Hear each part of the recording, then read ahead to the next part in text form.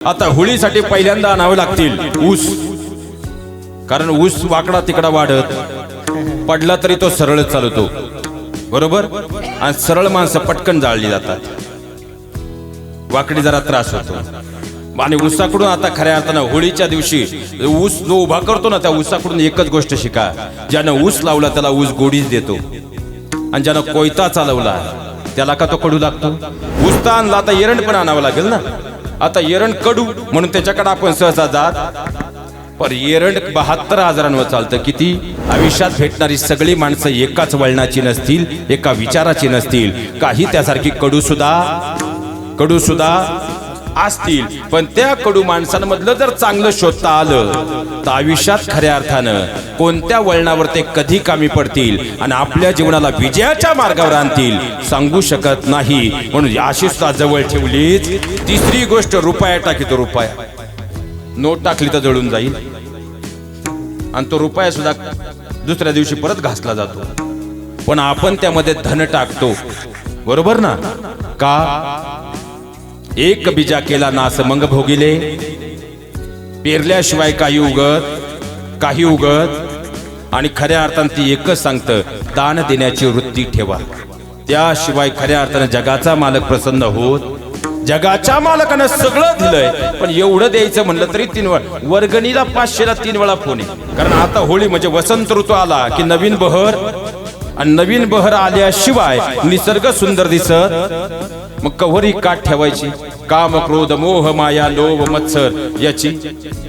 आता जाऊ द्या, आजपर्यंत राहू द्या, उद्यापर्यंत राहू द्या, परवापर्यंत राहू द्या. होळीच्या दिवशी काम क्रोध मोह माया लोभ या षडविकारांची काजळी जाळून टाका, आणि या देहाला हरिनामाचा खऱ्या अर्थानं पालवी फोडा. जगाचा मालक आपल्याकडे आल्याशिवाय राहणार नाही. होळी, धुलीवंदन, रंगपंचमी. आता रंग तुमच्याकडे कितीही असू द्या, पण एकट्याला जमेल का? सगळं मला पाहिजे, मला, ही आपली भूमिका आहे. मग आता खेळ म्हणावं, एकटा रंग जमेल का? बरं, खेळण्याचाही प्रयत्न केला, आनंद मिळेल का? समाजाशिवाय आपण समाजात आनंदी राहू शकत. म्हणून ती समाजातली कटुता दूर करा आणि सगळे मळे वडे वाचता एकत्र या. मला वाटतं हीच खरी रंगपंचमी आहे.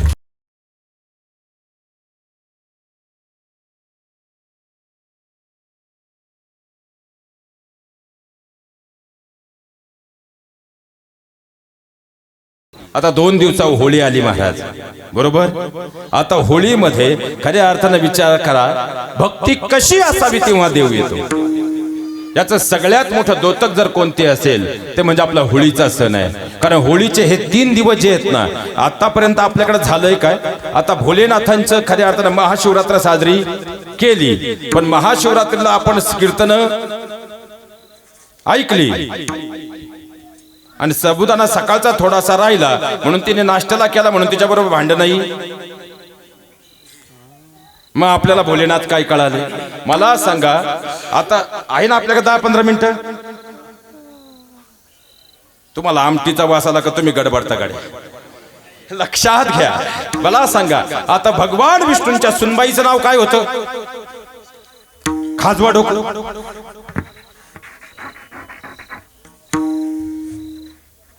बरं, ब्रह्माजींच्या नाताचं नाव काय होतं?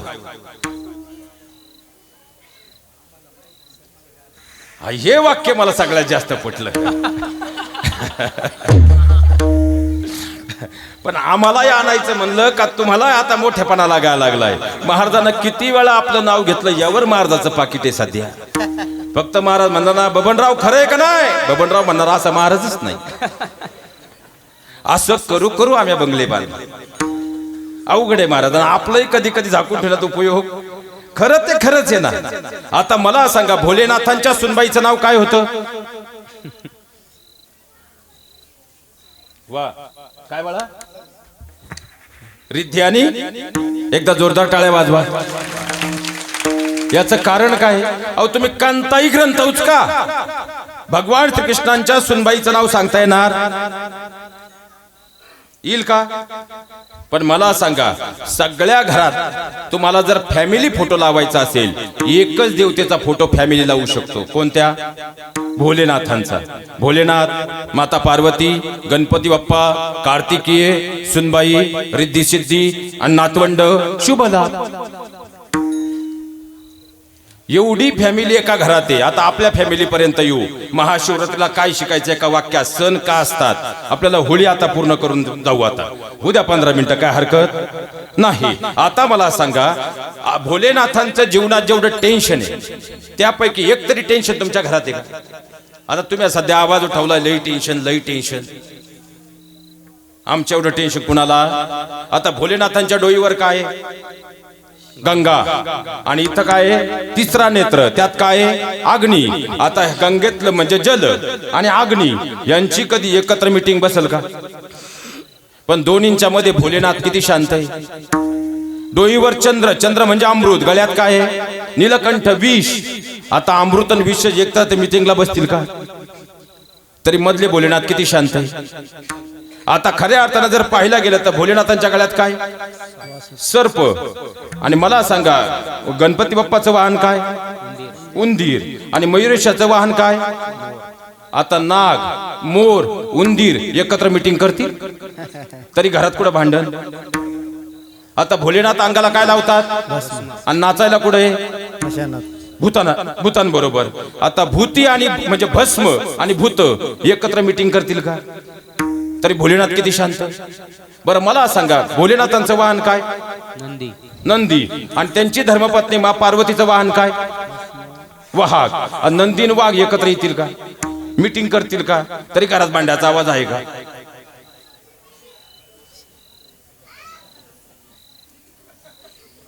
तुला लई टेन्शन आहे. टेन्शन मध्ये तू जाऊ एक दिवस बोलली तर तो बॅग भरली. हा, सासू बोलली तर 3 महिने माहेर राहिली. मी बाहेर राहील तरच येते. आणि सासूही खटाळा अशी. सून येईपर्यंत अख्या गावाला सांगते माझ्यासारखी सून कोणाला नाही मिळाली. धरू धरू बाया आणून 3 किलो साखर नाशी ते दिवसाला.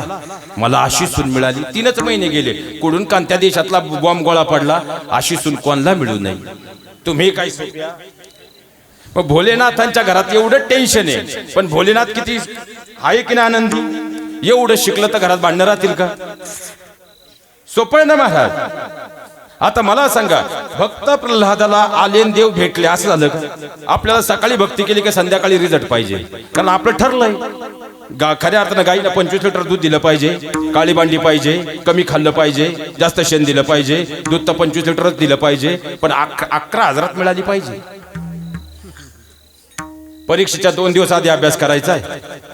3च दिवस खऱ्या अर्थानं अभ्यास करायचा आहे. देवाला 2 किलो पेढे द्यायचे, पण परीक्षेला पहिलाच नंबर आला पाहिजे.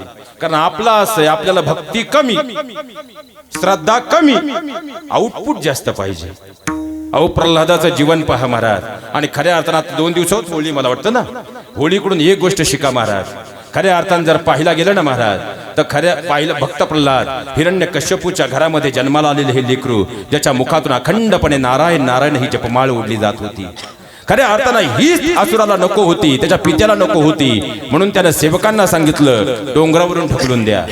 पण डोंगरावरून खाली पडताना सेवक पाहत होते खोल किती आहे. पण प्रल्हादाला काहीच फरक पडत नव्हता. नारायण नारायण जपमाळ चालू होती. अहो हत्तीच्या पायी पोराला दिलं तरी त्यानं हत्तीकडे पाहिलंच नाही. त्याला माहित होतं हत्ती भले 4-10 फुटाचा असेल, माझा नारायण त्यापेक्षा मोठा आहे. तेलामध्ये ज्यावेळेस प्रल्हादाला टाकलं, त्याचे अंगावरती जेव्हा तेल उडालं, बाजूचे खऱ्या अर्थाने सेवेकरी जळून गेले.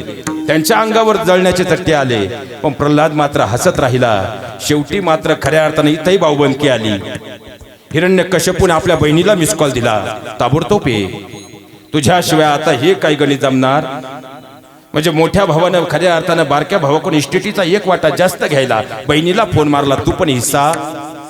हा विचार घरी जाऊन करा. आणि खऱ्या अर्थानं जेव्हा होलिका आली, तिला असा वर होता की काहीही झालं ती अग्नीत जळू शकत नव्हती. पण पाप कर्म केलं तर वाचूही शकत प्रल्हादाच्या मुखातून नारायण नारायण हा जपमाळ ओढती झाली महाराज, आणि खऱ्या अर्थानं होलिका जळून खाक झाली. पण भगवान परमात्म्याचं नाव घेणारा प्रल्हाद मात्र अभेद्याने अजिंक्य राहिला. सत्वर उच्चार प्रल्हादी बिंबला, सत्वर उच्चार प्रल्हादी बिंबला, उद्धवाला धला कृष्णदाता, उद्धवाला धला कृष्णदाता.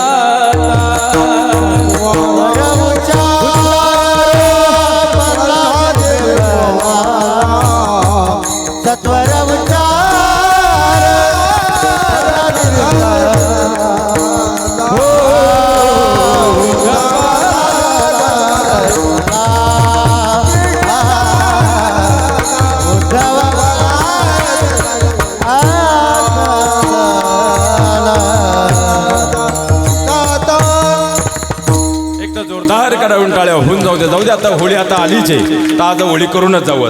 आता होळीसाठी पहिल्यांदा आणावे लागतील ऊस, बरोबर ना? कारण ऊस वाकडा तिकडा वाढत पडला तरी तो सरळ चालतो, बरोबर? आणि सरळ माणसं पटकन जाळली जातात, वाकडी जरा त्रास होतो.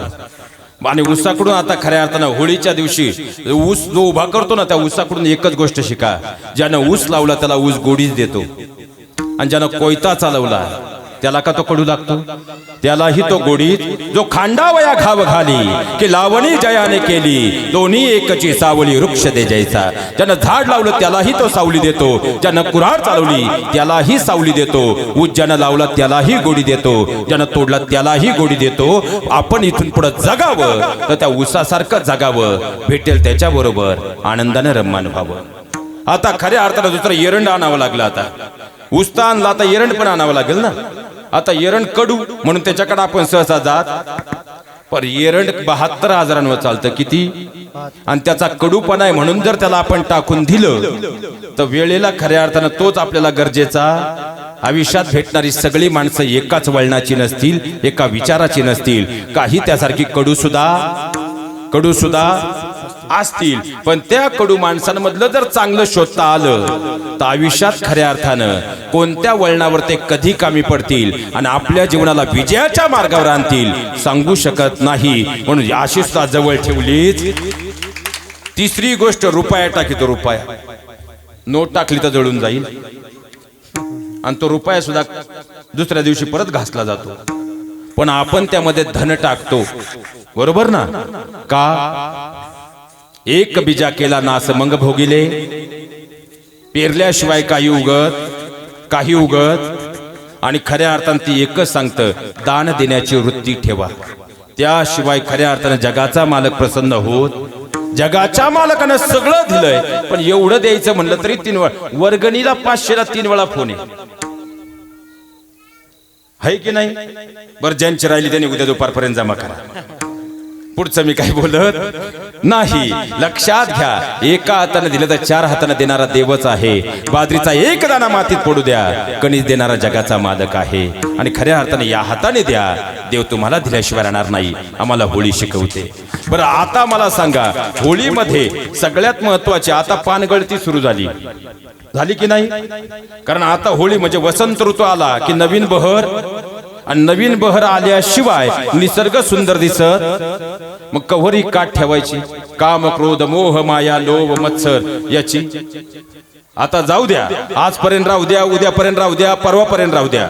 होळीच्या दिवशी आम क्रोध मोह माया लोभ या षडविकारांची काजळी जाळून टाका, आणि या देहाला हरिनामाचा खऱ्या अर्थानं पालवी फोडा. जगाचा मालक आपल्याकडे आल्याशिवाय राहणार नाही. आणि आता त्याच्या पुढे जाऊन शेवटचं वाक्य होळीच्या निमित्तानं लक्षात घ्या महाराज. आता खऱ्या अर्थानं होळी, धुलीवंदन, रंगपंचमी. आता रंग तुमच्याकडे कितीही असू द्या, पण एकट्याला जमेल का? सगळं मला पाहिजे, मला, ही आपली भूमिका आहे. मग आता खेळ म्हणावं, एकटा रंग जमेल का? बरं, खेळण्याचाही प्रयत्न केला, आनंद मिळेल का? समाजाशिवाय आपण समाजात आनंदी राहू शकत. म्हणून ती समाजातली कटुता दूर करा आणि सगळे मळे वडे वास्त्या एकत्र या. मला वाटतं हीच खरी रंगपंचमी आहे. कारण खऱ्या अर्थानं सगळे रंग एकत्र येतात. रंग सगळ्यांचे नावं वेगळी आहेत की नाही, पण एकदा उधळायला सुरुवात केली आणि मग सांगा त्यांचं नाव काय. बरं ते एकमेकात असे मिसळून जातात की त्यांना वाटत, कारण आपल्याकडे आता मोठी टोळी आली. आता ही सगळी गायक वादक मंडळी म्हणजे स्वर्ग आहे महाराज. मी आलेल्या दादांना म्हणलं आपली माणसं असली की बरे वाटतं. नाही तर इथं सुद्धा ह्या व्यासपीठावर असं झालंय, कीर्तनकारला वाटतं माझा विषय उठून दिसला पाहिजे, वादकाला वाटतं माझं वाजवणं श्रेष्ठ ठरलं पाहिजे, गायकाला वाटतं माझी गायकी श्रेष्ठ पाहिजे, आणि तिघांच्या भांडणात 2 तास तुमचे वाया. कारण हे व्यासपीठ नम्रतेचं व्यासपीठ आहे. इथं अहंकार घेऊन आलं की माती होते, पण नम्रता आणली तर स्वर्ग होतो. कारण भक्तात अहंकार आला तर लक्षात घ्या त्यातून चांगदेव जन्म घेतो, पण भक्तात नम्रता आली त्यातून ज्ञानोबरायांचा जन्म होतो. भक्तात जर अहंकार आला त्यातून मंबाजी जन्म घेतो, पण भक्तात जर नम्रता आली त्यातून तुकोबरायांचा जन्म होतो. भक्तात जर अहंकार आला अफजल खान जन्म घेतो, भक्तात जर नम्रता आली शिवा तान्हाचा जन्म होतो. बंगल्यात अहंकार आला बंगल्याचंही स्मशान होतं, झोपडीत नम्रता आली झोपडीचंही मंदिर होतं. आणि तो नम्रतेचा साज घेऊन या होळीच्या निमित्तानं आयुष्याचा पुढचा प्रवास करूयात. वसंत ऋतूची चमक आपल्या घरात सुद्धा आल्याशिवाय राहणार नाही, गावात मळ्यात वाडी वस्तीवर आल्याशिवाय राहणार नाही. ह्याच खऱ्या अर्थानं होळीच्या शुभेच्छा विठ्ठला.